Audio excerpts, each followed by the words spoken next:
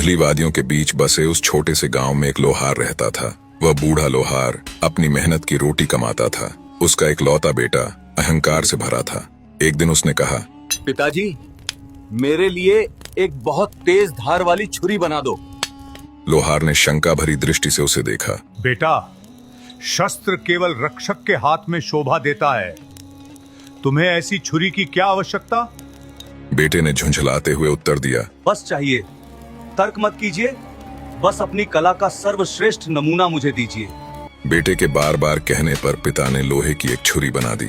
जैसे ही छुरी बेटे के हाथ लगी, वह अपने ही पिता की गर्दन पर छुरी टिकाकर बोला, बूढ़े, अभी इसी वक्त राजा के दरबार जा और राजकुमारी का हाथ मेरे लिए मांग। अगर खाली हाथ लौटा तो समझ लेना। लोहार का रोम रोम डर से कांप उठा।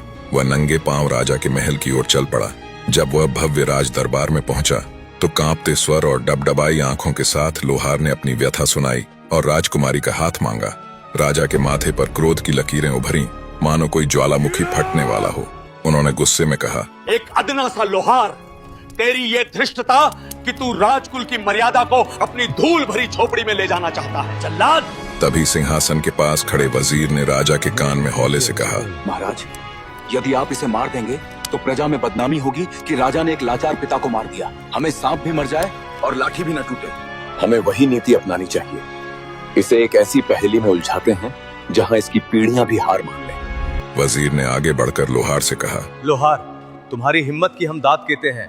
हम रिश्ता मंजूर कर लेंगे, लेकिन एक शर्त है, तुम्हारा बेटा कोई ऐसा अद्भुत कार्य करके दिखाए जो न इस जगत ने कभी देखा हो, न किसी कान ने कभी सुना हो। यदि वो ऐसा कर सका तो राजकुमारी उसकी होगी। लोहार जब दरबार से बाहर निकला, वह मन ही मन सोचने लगा, क्या कोई ऐसा कार्य संभव है जो न देखा गया हो न सुना गया हो।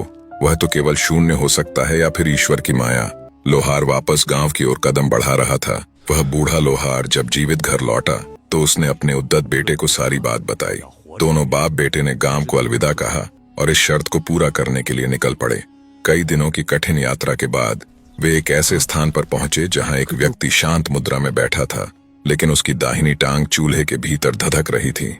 चूल्हे पर रखी कड़ाही में तेल खौल रहा था।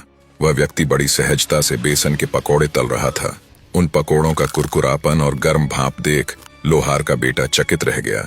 यदि मैंने यह सीख लिया तो राजा की राजकुमारी क्या, सारा साम्राज्य मेरे पैरों में होगा। लोहार उस आदमी से बोला, अल्लाह के बंदे, मेरे बेटे को भी अपना शिष्य बना लो और इसे भी इस तरह पकौड़े तलना सिखा दो। वो बोला, मियाँ, आगे चले जाओ। आगे मेरा गुरु बैठा हुआ है, वो तुम्हारे बेटे को रख ले तो रख ले, मुझे शिष्य बनाने की इजाजत नहीं है। वे आगे बढ़े। वे चलते चले जा रहे थे, चलते चले जा रहे थे। अचानक उनकी दृष्टि एक विशालकाय बरगद पर पड़ी, जिसके लाल फल जमीन पर रक्तवर्णी मोतियों की तरह बिखरे थे। वहां एक दूसरा साधक, जिसकी एड़ी से नीली और नारंगी लपटें प्रस्फुटित हो रही थीं, कड़ाही में चाशनी उबल रही थी और वह जलेबियां तल तल कर खा रहा है। लोहार और उसके बेटे ने जब यह नजारा देखा तो मन ही मन में कहने लगे, अरे ये काम तो पिछले काम से भी मुश्किल है। लोहार ने हाथ जोड़कर विनती की, पर उत्तर फिर वही मिला, आगे मेरा गुरु बैठा हुआ है, वो तुम्हारे बेटे को रख ले तो रख ले, मुझे शिष्य बनाने की इजाजत नहीं है। थके हुए पांव और कौतूहल से भरे मन के साथ वे अंततः एक ऐसे स्थान पर पहुंचे जहां बेरी के घने वृक्ष झुके हुए थे। जमीन पर लाल सुर्ख रसीले बेर गिरे हुए थे। वहां एक वृद्ध तेजस्वी पुरुष बैठा था। उस पुरुष ने अपना अंगूठा चूल्हे में दे रखा था और कड़ाही में गन्ने का रस उबलकर गाढ़ा हो रहा था और वो गुड़ बनाकर खा रहा है। लोहार समझ गया कि यही वह अनदेखा और अनसुना कार्य है जिसकी तलाश उन्हें थी। लोहार उस आदमी से कहने लगा, अल्लाह के बंदे, मेरे बेटे को भी अपना शिष्य बना लो, इसे भी इस तरह गुड़ बनाना सिखा दो। गुरु ने लोहार के बेटे को स्वीकार कर लिया। उसने लोहार के हाथ में पुरानी चाबियां थमाई। जाओ लोहार, उस कक्ष का द्वार खोलो और अपने पुत्र को काल के इस गर्भ में सौंप दो। लोहार ने भारी मन से कमरे का ताला खोला। अपने बेटे को अंदर भेजते समय लोहार का कलेजा मुंह को आ गया। जैसे ही लोहार ने बाहर आकर चाबियां गुरु को सौंपी, गुरु ने एक गंभीर वाणी में कहा, अब जाओ, जब 1 वर्ष का सूर्य अपनी पूरी परिक्रमा कर लेगा तब आना। तब तुम्हारा बेटा वो नहीं रहेगा जो आज है। लोहार अकेले घर की ओर चल पड़ा। उधर लड़का कमरे में भूखा प्यासा बैठा था, इंतजार कर रहा था कि कोई आए और उसे बाहर निकाले, लेकिन पूरा दिन गुजर गया और कोई न आया। तब उसने हल्की रोशनी में जो देखा, उससे उसके प्राण सूख गए। फर्श पर हड्डियां बिखरी थीं, वे हड्डियां नहीं बल्कि उन अभागों की खामोश चीखें थीं जो उससे पहले यहाँ आए थे। ओह, मेरा अहंकार मुझे कहाँ ले आया। जिस पिता को मैं मारने चला था, आज उनकी याद ही मेरा एकमात्र सहारा है। मैं बाहर बैठे उस आदमी के धोखे में आ गए। उसका रोना किसी टूटे हुए साज की कराह जैसा था, लेकिन जब आंसुओं का सैलाब थमा तो डर की राख से जीने की इच्छा की एक चिंगारी सुलगी। उसने एक लंबी नुकीली हड्डी उठाई। उसने दीवार पर खुरचना करना शुरू किया। दीवार से मिट्टी गिरती रही। उसके हाथ छिल गए, लेकिन वह हार नहीं माना। आखिर रात दिन की लगातार मेहनत रंग लाई। दीवार में इतना बड़ा सुराग हो गया कि एक आदमी उसमें से गुजर सकता था। लड़का रेंगते हुए दूसरी ओर पहुंचा तो उसकी आंखें चौंधिया गईं। वह कमरा नहीं बल्कि इंद्रलोक का एक टुकड़ा था। पैरों के नीचे सुर्ख लाल मखमली कालीन था। दीवारों पर हरे रेशमी पर्दे लहरों की तरह झूम रहे थे। कमरे के बीचों बीच एक चंदन का पलंग था। जैसे ही उसने थरथराते हाथों से पर्दा सरकाया, वहां एक युवती सो रही थी। उसकी सुंदरता ऐसी थी जैसे पूर्णिमा का चांद धरती पर विश्राम कर रहा हो। लंबी काली जुल्फें उसके गोरे बदन पर लिपटी थीं। लड़का कुछ देर टकटकी लगाए उसे देखता रहा। इसी दौरान अचानक लड़की की आंख खुल गई तो उसने अपनी मखमली आवाज में कहा, डरो मत यात्री, यहाँ पहुँचना ही तुम्हारी नियति थी। उसने लड़के को सोने की सुराही से अमृत जैसा शीतल जल पिलाया और चांदी के थाल में 56 भोग परोसे। लड़के ने अपनी सारी कहानी सुनाई। लड़की ने मुस्कुराते हुए राज खोला। बाहर गुड़ बनाने वाला मेरा पिता है। वो 14 विद्याओं का स्वामी है, पर मैं 16 कलाओं में निपुण हूँ। वो तुम्हें मारना चाहता है, लेकिन मैं तुम्हें सिखाऊंगा कि कैसे जीतना है। लड़की ने लोहार के लड़के को जादू सिखाना शुरू कर दिया। लड़का अब वह पुराना अहंकारी युवक नहीं रहा था। वह जादू की भट्टी में तपकर कंचन बन रहा था। रेशमी लिबास और पौष्टिक भोजन ने उसके शरीर को फौलाद बना दिया था। दिन हफ्तों में और हफ्ते महीनों में बदलने लगे।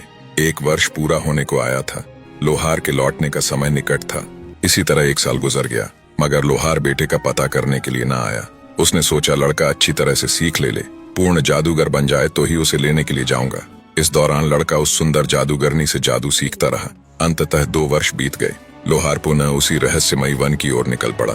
जब लोहार उसी पुराने बेरी के पेड़ के पास पहुंचा तो वही बूढ़ा जादूगर, जिसकी टांग चूल्हे में किसी सूखी लकड़ी की तरह जल रही थी, चूल्हे पर वही भरी कढ़ाई रखी है और उसी तरह गुड़ बनाकर खा रहा है। लोहार ने कांपते स्वर में पूछा, अल्लाह के बंदे, मेरा बेटा कहाँ है? 2 साल की लंबी प्रतीक्षा के बाद मैं उसे लेने आया हूँ। जादूगर ने बिना पलक झपकाए कड़ाही से गर्म गुड़ निकालते हुए कहा, मियाँ, मुझे क्या खबर, मैं तो इसी गुड़ की चाशनी में अपनी उम्र घोल रहा हूँ। तू जिसे बंद कर गया था वो उसी काल कोठरी में होगा। ये चाबियां ले लो, ताला खुद अपने हाथों से खोलो और अपने बेटे से मिलो। 2 साल बिना अन्न बिना जल, क्या मैं सिर्फ उसकी अस्थियां बटोरने आया हूँ? हे विधाता, मैंने अपने ही हाथों अपने वंश का अंत लिख दिया। वह मन ही मन में गाली देता हुआ दरवाजे के पास गया। जैसे ही उसने ताले में चाबी घुमाई, दूसरी ओर जादूगरनी ने ताला खुलने की आवाज सुनी तो उसने धीरे से युवक से कहा, अगर ये मेरा निर्दयी पिता हुआ तो आज हमारी सांसों का सफर यहीं रुक जाएगा।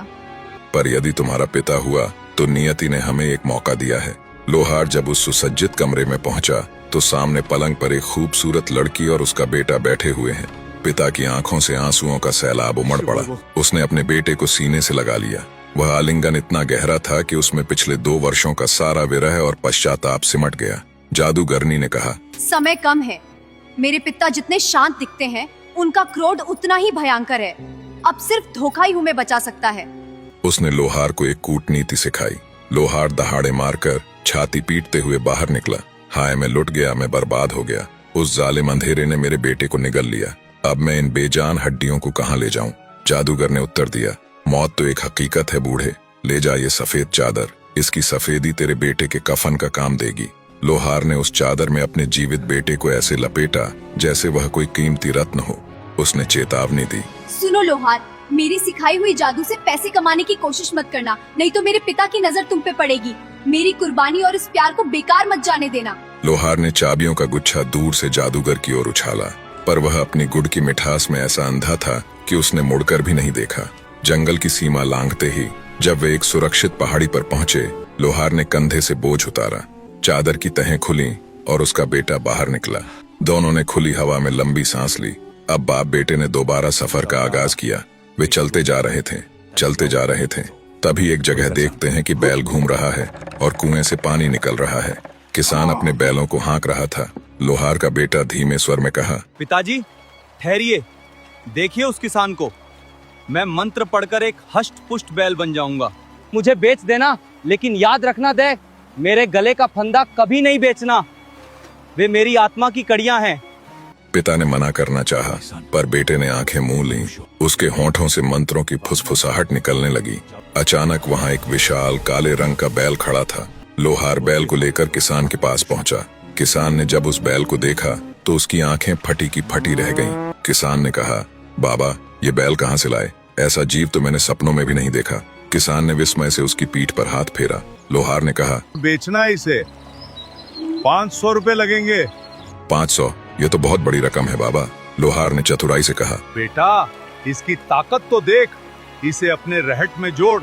अगर ये कुएं को खाली न कर दे तो कहना। जैसे ही बैल को रहट से जोड़ा गया, वह बैल इतनी गति से घूमने लगा कि पानी की धार बहने लगी। किसान का दिल बाग बाग हो गया। उसने झट से चांदी के 500 सिक्के लोहार की हथेली पर रख दिए। लोहार ने रस्सा उतारते हुए कहा, ये रस्सा मेरा है, ये खानदानी है। किसान खुश था। उसने सोचा, रस्से का क्या है, वह तो झूठ की नई रस्सी डाल लेगा। लोहार जैसे ही जंगल की ओट में ओझल हुआ, बैल ने अपनी गर्दन झटकी। उसने खूंटे को उखाड़कर भाग गया। किसान चिल्लाया, पकड़ो पकड़ो। खेतों की पगडंडियों को पार करते हुए वह अचानक एक झाड़ी के पीछे गायब हुआ। जब वह बाहर निकला तो वह फिर वही नौजवान था। पीछे से किसान हांफता कांपता पहुंचा। उसने लोहार को देखा और लड़खड़ाते हुए पूछा, बाबा मेरा बैल, उसने मेरा साथ छोड़ दिया, क्या आपने उसे इधर आते देखा? लोहार ने जवाब दिया, बेटा बैल तो मैंने तुझे सौंप दिया था, अब वह तेरे भाग्य में नहीं था तो मैं क्या करूं? देख मेरा बेटा तो मेरे साथ खड़ा है। बेचारा किसान, वह क्या जानता था कि जिसे वह पशु समझकर लाया था वह माया का एक जाल था। वह खाली हाथ वापस लौट गया। लोहार और उसका बेटा फिर से अपनी यात्रा पर निकल पड़े।